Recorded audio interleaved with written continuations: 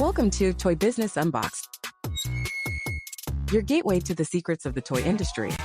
Here, Jason Shea, a toy entrepreneur and expert in the field. Every product we develop is really inspired by some of the real life experience that we have with our son. 60% of all toys last year were sold on Amazon, which is incredible. Be passionate about it because it's a road, it's a journey. Like when you have an idea that you think is like gonna somewhat like change the world, make things better, I'd say go for it. We'll guide you through the enchanting world of toy design, marketing, and manufacturing. Now let the unboxing begin. Hello, welcome back to another episode of Toy Business Unboxed. I'm your host, Jason Shea. Today we have a special guest, actually a pair of special guests. Usually we don't interview two people simultaneously, but today we're making an exception. Karalyne and Martha, they are the co-founders of Bene World. Karalyne herself have an incredible journey from co-owning a little dream franchise to creating award-winning educational toys that teach kids value like kindness, respect, and empathy. We'll dive into her transition from the fitness industry to toy development and the surprise that he faced in the industry as she approached how to market this very niche toy product of hers, and get ready for a very insightful and also very inspiring episode today. Thank you for both of you to be on the podcast today. Thank you. Thank you, Jason. First of all, can you share with the audience what inspired you to create Bene World and all the different like Bene Buddies toys and products? Yeah, absolutely. Working with kids my whole life and having 3 boys of my own, I always struggled to find some kind of good reward system to incentivize kids. I tried marbles in a jar. I tried these elaborate sticker charts. I even purchased templates online, these free printable templates, and I would print them out and show them to the kids, and I'd be so excited. And then it would last about a week because it wasn't fun for them. It wasn't appealing, and they would forget about it and I would forget about it. So I started thinking about what would be more fun and appealing to have a token reward system in. And that what led me to come up with the bear, the teddy bear, the universal fun stuffed animal. So I thought it would be great to make a bear that would have some kind of slot where you could put a token in and maybe have a zippered pouch or some kind of pouch where all those tokens could collect and basically be a marbles in a jar, but in a plushie, like a piggy bank. And so the original idea was to encourage kids to give back to their communities in some way, whether that was helping a neighbor or helping Just mom. One of you have one of the product on hand that you can also... Yeah. We can go through all of that with you. But the original idea for the bear was just to be helpful and do good deeds. And so after Bene World was born, Bene World Toys has a mission of benefiting the world through our toys. We have created this Toys with a Purpose line. But after the first BeneBear was introduced, we started getting a lot of feedback from parents saying, we really like the kindness aspect of this toy. We like the helpfulness. And so that's when we pivoted a little bit and decided to focus on teaching their character traits that you mentioned, like being kind and respectful and being empathetic, and teaching kids what do those words mean. My mother came on board, my business partner, and we developed 3 more characters to serve as buddies to the BeneBear. So that's how everything got started. We'll show you the characters so you can see the BeneBear, the flagship product there. BeneBear obviously comes with the bear, comes with the storybook, and then the 15 tokens. BeneBear's focus. I like the new packaging, by the way. I see you guys spent a lot of time redesigning the packaging. We wanted to make sure that people understood that it was a token reward system. It wasn't just a plush and a story. Yeah, I think that's a tricky point because people don't understand what it is. Right. Yeah, that's really what sets it apart from every other plush or plush and storybook set out there. You can see BeneBear's book. He's got really great illustrations, and it's teaching kids in a fun way.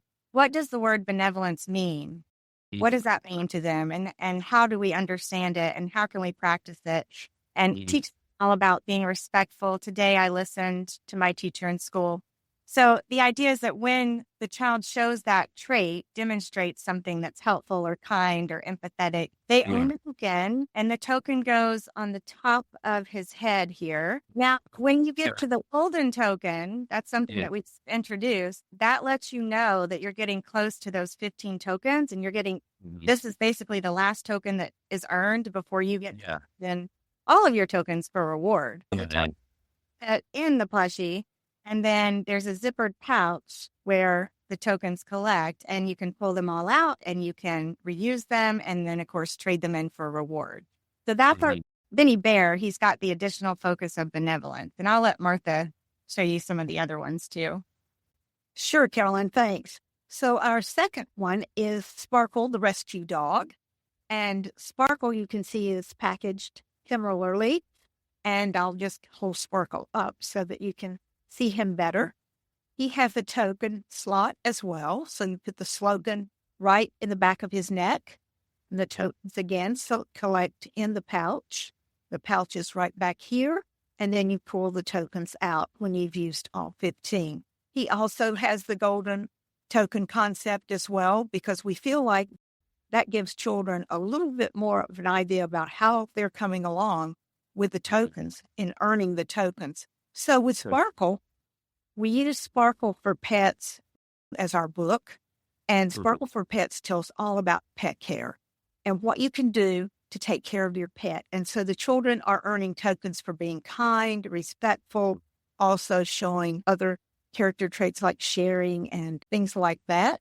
So Sparkle the Pets reinforce pets. One thing I want to add, I think a lot of the customers when we first selling the product, working with your company, is they didn't realize it's a rescue dog. So we should talk a little bit about that. It's actually based on the Sparkle that we have a picture of at the back of the book. Sparkle's a rescue dog. He was adopted on the last night in his shelter before they were going to euthanize him. He was actually my husband and my pet, and he just passed away last year at the ripe old age of 16. And so he taught our whole family a lot about the love that rescue animals can share with us, as well as the things we can do for them. And with each sale of Sparkle, we donate to a shelter or a rescue. Yeah, thank you for doing that. You want me to show you the other ones too? Sure, go ahead. Okay, yeah, so Seaweed the turtle. Seaweed is a very bright, colorful turtle, you can see. Yeah. Each have their own colored heart as well. Seaweed, his tokens fit right on the shell, on the back of the shell. Oh. And then has a zipper pouch in the bottom. But Seaweed focuses on teaching kids all about patience and sharing and teamwork.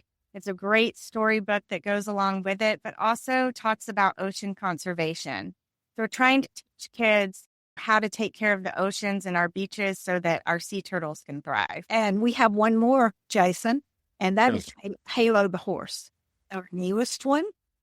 Halo has a little friend named Hazel. She's a miniature horse and being bullied by the big horses.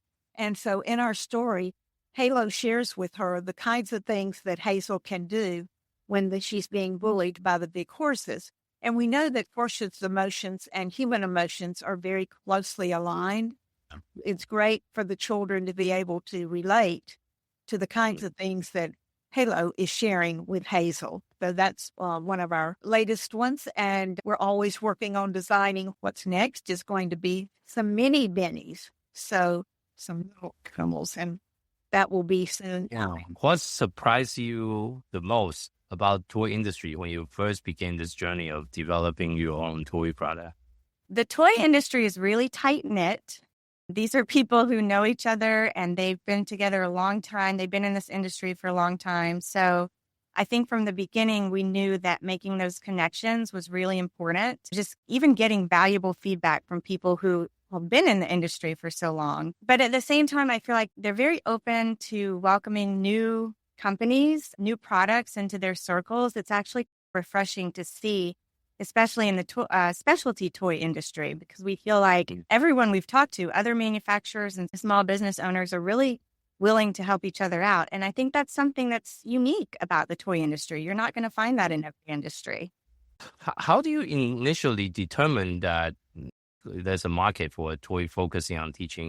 Personally, I feel like the market has been there. There are other companies that have toys that focus on social and emotional learning, helping kids learn about being kind and respectful. I think the kindness movement has really ramped up in the last few years. Mindfulness now is a big deal. You see a lot of products that have these affirmation cards for kids, teach about self-awareness and emotions. And I think that's fabulous. I think it's so needed in our country, especially after the effects of COVID that we've seen lately.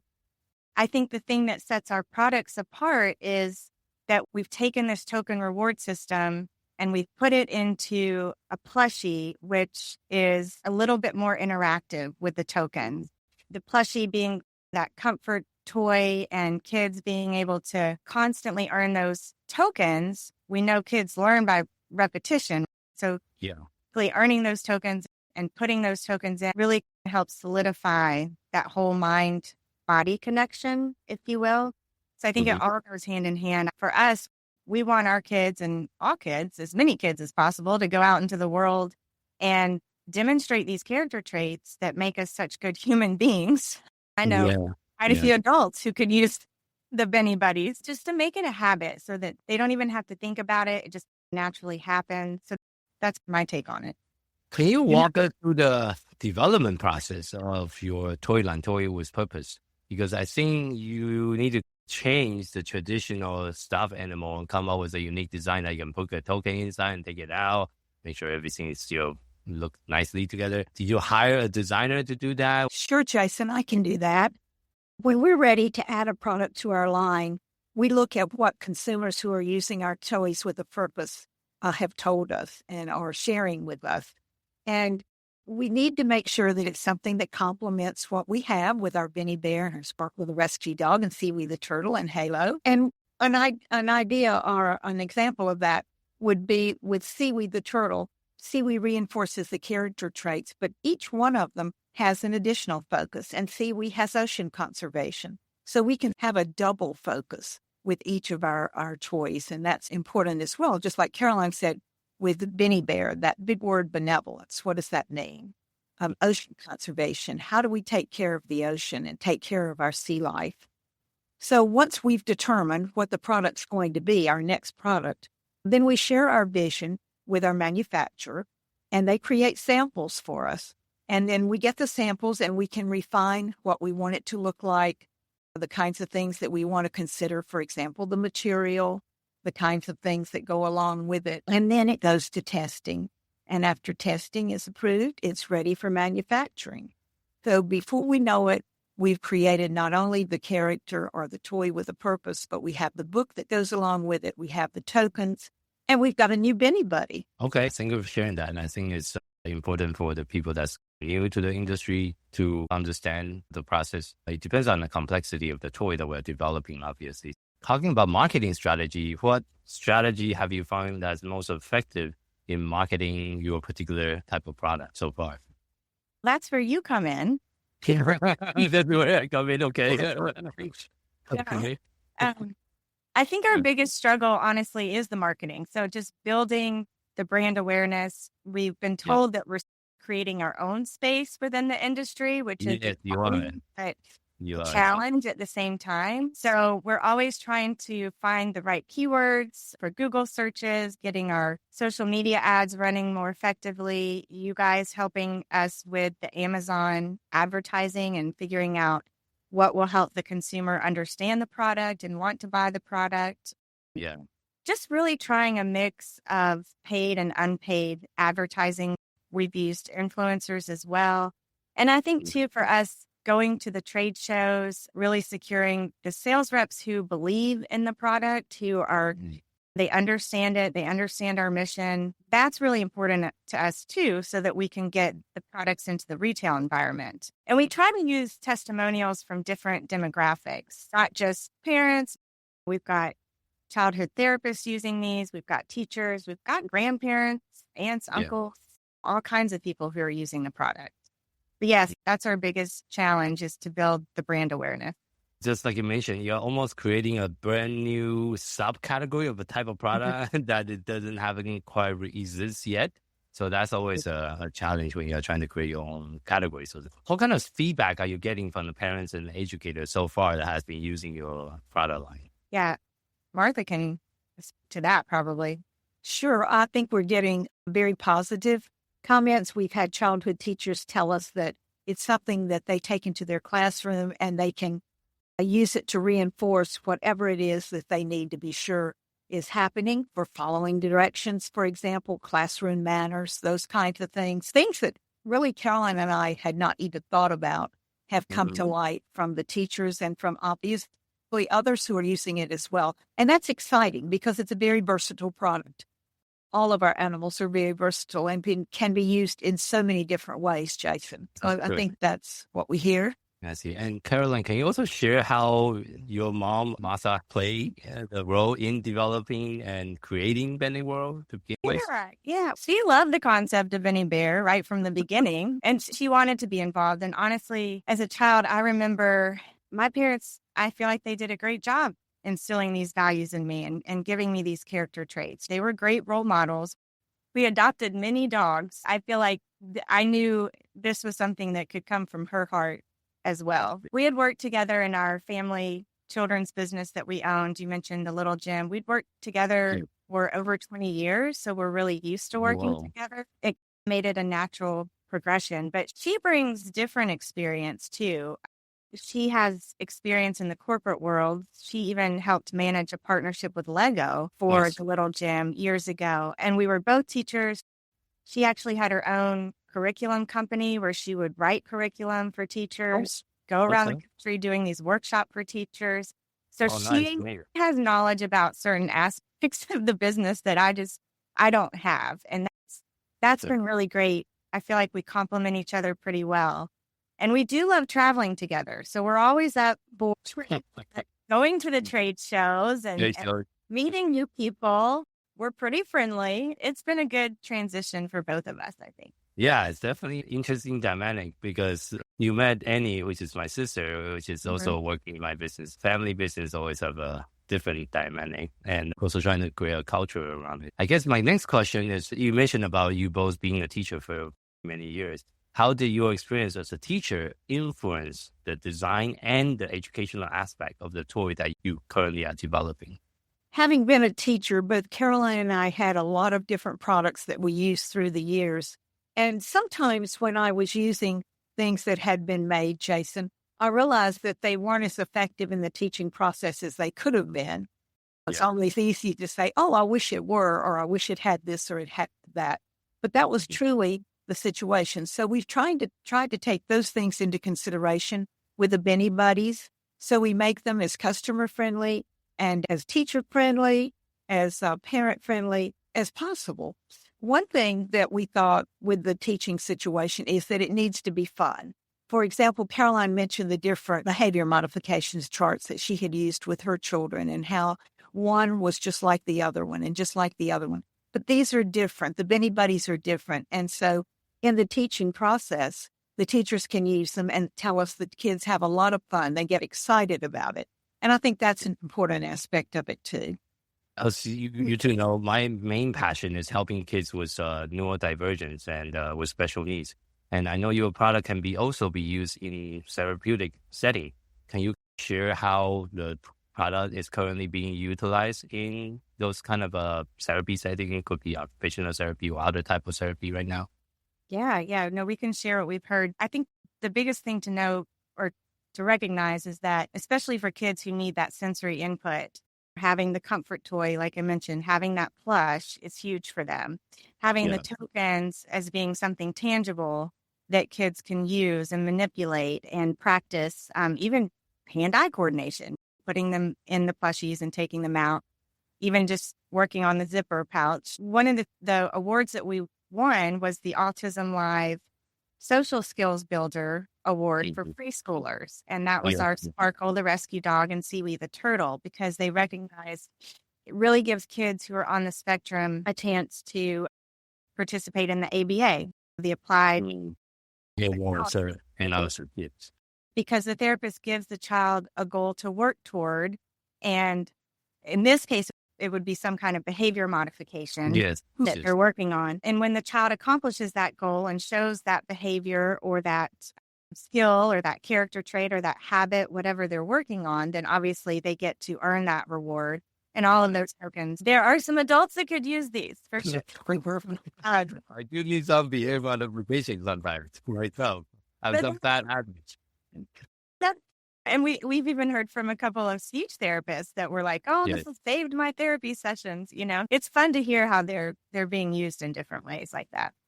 Yeah. I think another thing, Jason, is that it automatically helps with the conversation to get the conversation started when the therapist and the child are meeting. And so that's a big plus in being able to move from step 1 to step 2 and accomplish what the therapist is trying to accomplish with the child. And the child feels good about it, feels good about the therapy session. Yeah, because you have many different uses. Plus, you have a book. So that's where the education value can really come in. It's just not just playing with the plush, but you're also teaching one of the value at the same time, reading the book. I think that's one thing that's make it very unique compared to other products on the market.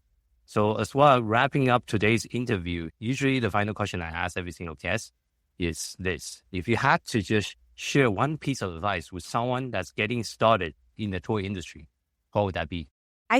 I would say if you have an idea for a toy or a product that you feel like will benefit the world in some way, make a difference, something that kids can use and really get a lot of joy out of it. I feel like you should do your research, but also follow your gut. Don't be intimidated by the larger companies out there. Everybody's got to start somewhere. And for us, I feel like to know that something we created is being used and enjoyed by different kids and adults. It takes time to build brand awareness. Know that going in, but also just keep at it and just be proud of what you have created.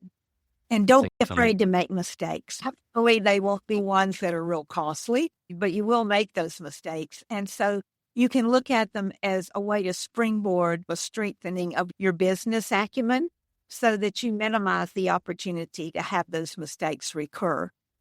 I think to consult and surround yourself with knowledgeable people in the industry is super important, and take the advice that they give you that makes sense for you. That will help you, I think, become profitable as soon as possible. Thank you for sharing that wisdom with the listener. So where can the listener and the audience find you? They can find us at BeneBearGiving.com. They can email us at info@BeneBearGiving.com or give us a call at our home office. Thank you, both of you, for being on the podcast today and sharing the background story and all the wonderful product that you have designed. Are you launching any more product this year besides the horse? We are working on more. Okay. We're working on situational cards, Jason, that will be what would a child choose to do in certain situations. And we're also working on the mini bennies. So these will be small. And they'll focus on friendship. So we'll have 3 mini bennies that focus on friendship. We hope nice. Hope they come out by the first of the year. We never want to overpromise, but it could be. We're excited about this as well. No, we'd be very excited and a wonderful addition to the existing product line for sure. Thank you so much. Thank you for us. Thank you. You've been listening to Toy Business Unboxed, hosted by Jason Shea. Thank you for joining us in exploring the fascinating world of toys and the ingenuity behind them. To stay updated with the latest episodes and continue your journey into the toy business, remember to subscribe and follow us. If you found today's episode insightful, please leave a rating and review and share this podcast with others who share your passion for toys. Until next time, stay curious and keep innovating.